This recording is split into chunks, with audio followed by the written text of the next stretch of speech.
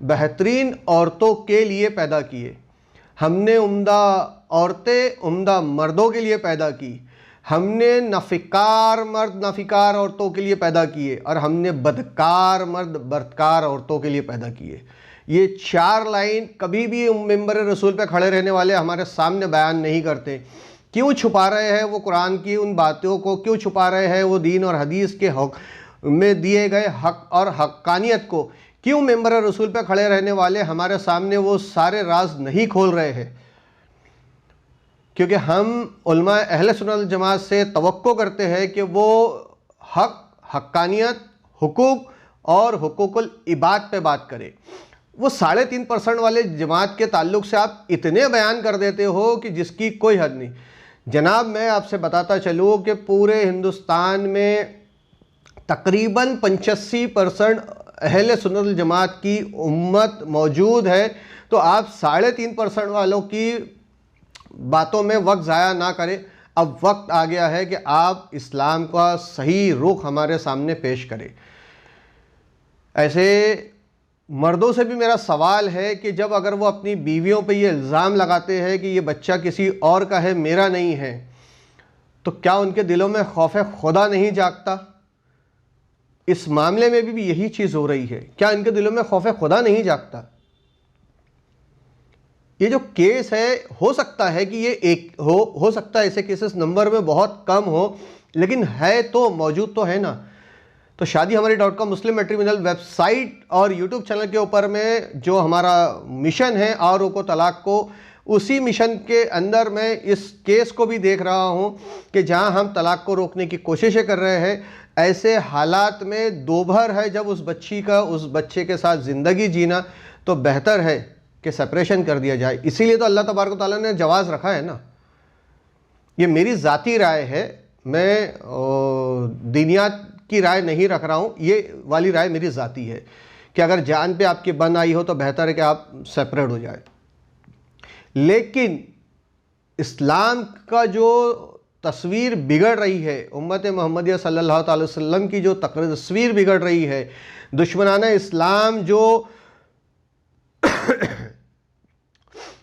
इस्लाम जो बात कह रहा है, तो वो बात हमारे अंदर होने वाली प्रैक्टिसेस के ही तो सबब कह रहा है ना। फिर हम कैसे नकार सकते हैं उसको? और जब नकारना है तो सबसे पहले सुधारना है, और सुधारने के लिए मेंबर रसूल पे खड़े रहने वालों की जिम्मेदारियां हैं। मौजूदा वक्त में जो इस्लाम की शक्ल को बिगाड़ा गया है या बिगाड़ा जा रहा है या गलत तरीके की पेश की जा रही है, उसको सबसे पहले दुरुस्त किया जाए। और दुरुस्त करने का सिर्फ और सिर्फ एक ही रास्ता है, उलमाए अहले सुन्नत वल जमात अपनी ज़ुबान खोले। हर एक रिश्ते को अल्लाह तबारक व तआला ने जीने का जो तौर तरीका बताया है, यानी शौहर के ऊपर में जो बीवियों के हुकूक है उसको कैसे अदा किया जाए, और बीवियों के ऊपर क्या फ़राइज़ है अपने शौहरों के लिए उसको कैसे अदा किया जाए, बहुओं के ऊपर में ससुराल के अंदर क्या हुक्म अल्लाह तबारक व तआला देता है, और उन जालिम सास ससुरों के ऊपर में क्या लानत अल्लाह की और क्या अजाब आने वाला है और कैसा गज़ब का अजाब अल्लाह उनको देने वाला है, उन पर भी बात होनी चाहिए। खामोश रहने से काम नहीं होगा साहब, बात करनी होगी, बोलना होगा, और बगैर बोले काम नहीं होगा।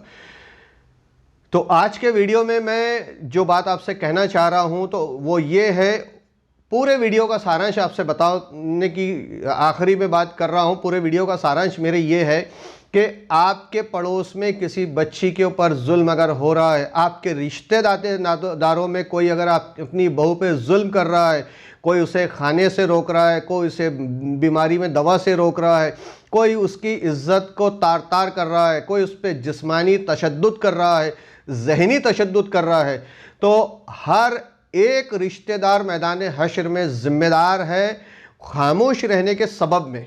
अगर वो हक के लिए खड़ा होता है तो शायद अल्लाह रब्बुल इज़्ज़त उसे बख्श दे, लेकिन अगर खामोश है और फिर भी उस रिश्तेदार के घर में खाना खा रहा है, उससे रिश्ता रख रहा है, नाता रख रहा है, तो फिर अल्लाह का कहर, अल्लाह का अजाब उस पर बिल्कुल नाजिल होगा। और ऐसे हर लोग चाहे वो बीवियां अपने शौहरों पे जुल्म करे, चाहे वो शौहर अपने बीवियों पे जुल्म करे, चाहे वो बीवियों के दुल्हनों के वालिदैन अपने दामाद पे जुल्म करे, या चाहे दामाद या चाहे किसी बेटी के ऊपर उसके ससुराल वाले जुल्म करें, जुल्म के लिए इस्लाम में कोई जगह नहीं है। मैं यहाँ तक आपको बताता चलूँ कि अल्लाह तबारक व तआला ने हमें वो तक इल्म दिया है, वो तक सबक दिया है, और नबी करीम सल्लल्लाहु अलैहि वसल्लम की हदीसों में हमें मौजूद मिलता है, कुरान से भी वाज़ेह होता है कि जंगों के दौर में भी हमें सिखा दिया गया है कि जुल्म नहीं किया जाना है। यानी हत्ता ये कि अगर आपकी फ़ौज किसी लहलाते खेत से गुज़र रही है तो आपके घोड़े की टाप से, जंगों के आलम में जब ये बता दिया गया है तो यार तो ज़िंदगी है, आपके घोड़े की टाप से वो सब्ज़ा, वो हरियाली, वो खेती की एक पत्ता भी अगर रौंद गया तो आप पकड़ में है। यानी जंगों में सब्ज़ा के लिए जब इतना हक अदायगी की बात कही गई है, सिखा दिया गया है, तो इंसान है मेरे दोस्तों, मेरे भाइयों, मेरी बहनों।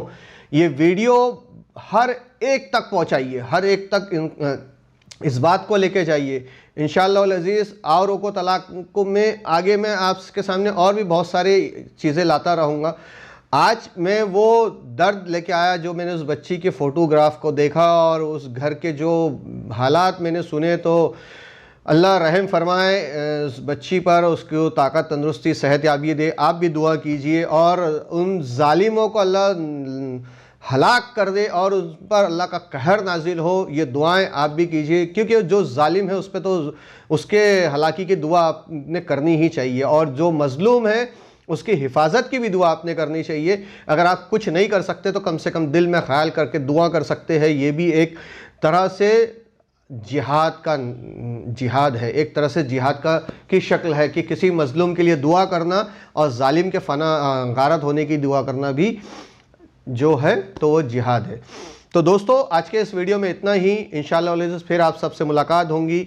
जो भी कोई तलाक जिनके हो चुके हैं वो, या जिनके तलाक हो रहे हैं, वो अपनी बात अगर अवामुन्नास तक मेरे इस प्लेटफॉर्म के ज़रिए से पहुंचाना चाहते हैं तो मेरा प्लेटफॉर्म उनके लिए खुला है।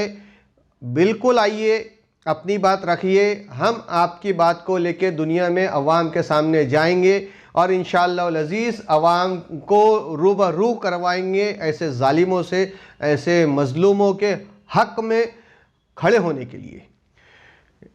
चलिए इजाज़त दीजिए दोस्तों, इंशाअल्लाह फिर कभी मुलाकात होंगी एक नए वीडियो में, फिर आपके सामने हाजिर होऊंगा। तब तक के लिए इजाज़त। अगर अभी तक आपने हमारे इस यूट्यूब चैनल को सब्सक्राइब नहीं किया है तो सब्सक्राइब कर लीजिए, घंटी वाला बटन याद से दबाइए ताकि हर वीडियो आपको सीधी तौर पे देखने मिल सके। ज़्यादा से ज़्यादा शेयर कीजिए। स्क्रीन पे आपको बारकोड दिख रहा है, अगर आप चाहते हैं कि ये प्लेटफॉर्म और ज़्यादा आगे बढ़े तो जिसके लिए हमें फ़ंड की ज़रूरत है और फ़ंड रेस करने के लिए मैंने ये बारकोड यहाँ लगाया हुआ है, तो बारकोड को स्कैन कीजिए। जो आपकी ख्वाहिशात के मुताबिक, आपकी ज़रूरत के मुताबिक, जो आपकी जेब इजाज़त दे उसके मुताबिक जो भी आपका कंट्रीब्यूशन होगा, सर आंखों पे सलाम रहेगा हमें हमारे तरफ से आपके कंट्रीब्यूशन के लिए। तो कंट्रीब्यूट कीजिए, आपके कंट्रीब्यूट से और बहुत सारी चीज़ें करनी है अभी, इस प्लेटफॉर्म को बहुत बड़े लेवल पे बहुत ज़्यादा चीज़ों तक ले जाना है। ये वीडियो अगर आपको पसंद आया तो इसी वीडियो की वॉच वैल्यू आप हमें अदा कीजिए। जो भी वॉच वैल्यू आप अदा करेंगे हमारे लिए वो वेलकम होगा। आप इस वीडियो की वॉच वैल्यू जो आप मुनासिब समझे वो इस बारकोड को स्कैन करके ज़रूर से ज़रूर अदा कीजिए। जज़ाकल्लाह खैर, अल्लाह हाफिज़।